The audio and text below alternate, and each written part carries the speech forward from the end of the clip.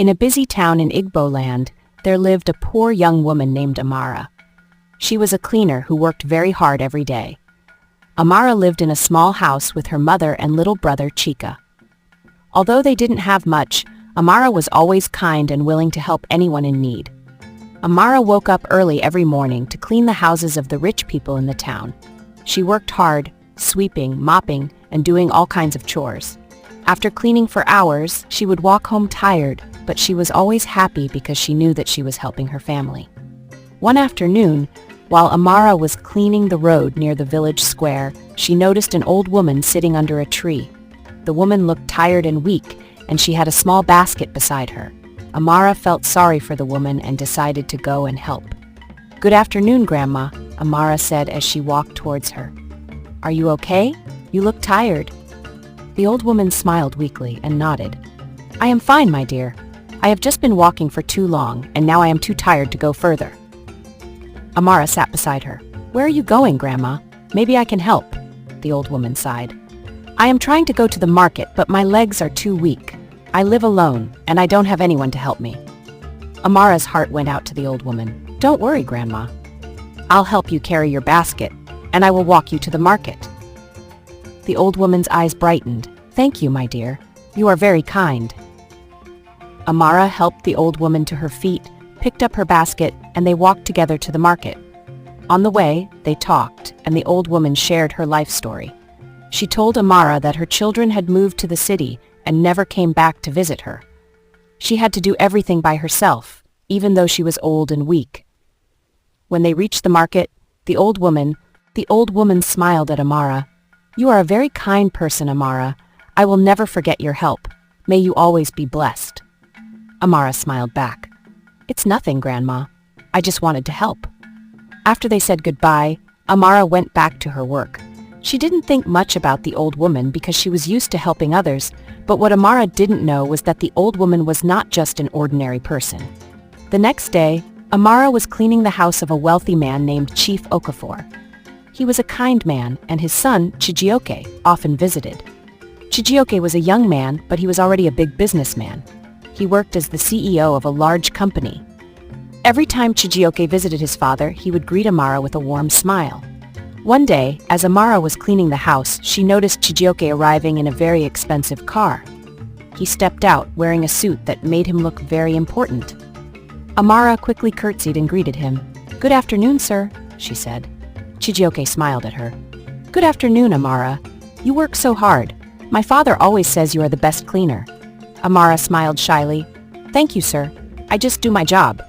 Chijioke nodded and left to talk to his father. Amara didn't think much of the conversation, but she felt proud that Chijioke noticed her hard work. A few days later, Amara was walking through the village again when she saw the old woman sitting under the same tree. This time, the woman looked even weaker than before. Amara quickly ran to her side. "Grandma, what happened? Are you okay?" Amara asked. The old woman looked up at her with sad eyes. "I am not well, my dear. My legs are too weak to walk. I don't know how to get home." Amara's heart broke for the old woman. "Don't worry, Grandma. I will help you again." Once again, Amara picked up the old woman's basket and helped her walk. They went slowly down the road, and along the way, the old woman told Amara that she had been waiting for her children to come back. But they never did. When they reached the market, the old woman smiled at Amara. "You have such a good heart, Amara. You are a rare person. I want to do something for you in return for your kindness." Amara looked at her in surprise. "You don't need to do anything for me, Grandma. I was happy to help." The old woman shook her head. "I want to help you. I have a son who is the CEO of a big company, and I will talk to him. He will offer you a good job, something better than cleaning." Amara was shocked. "Your son is a CEO? But you are just an old woman." The old woman smiled. "Don't judge by what you see, my dear. I am not just an ordinary woman. My son is Chijioke, the one you have seen at my house." Amara could hardly believe it. "Chijioke, the young man who visits Chief Okafor?" "Yes," the old woman said with a smile. "He is my son, and he will listen to me." The next day, Amara received a phone call. It was Chijioke. "Hello, Amara. I hope you're doing well. My mother has spoken highly of you, and she wants me to offer you a good job in my company." Amara's heart raced. "Me? but I am just a cleaner." "You are more than that, Amara," Chijioke said. "You have a good heart, and that is what matters most. Come to my office and we will talk about the job." Amara could hardly believe it. She had been a poor cleaner her whole life, but now she had a chance to work for one of the biggest companies in the city.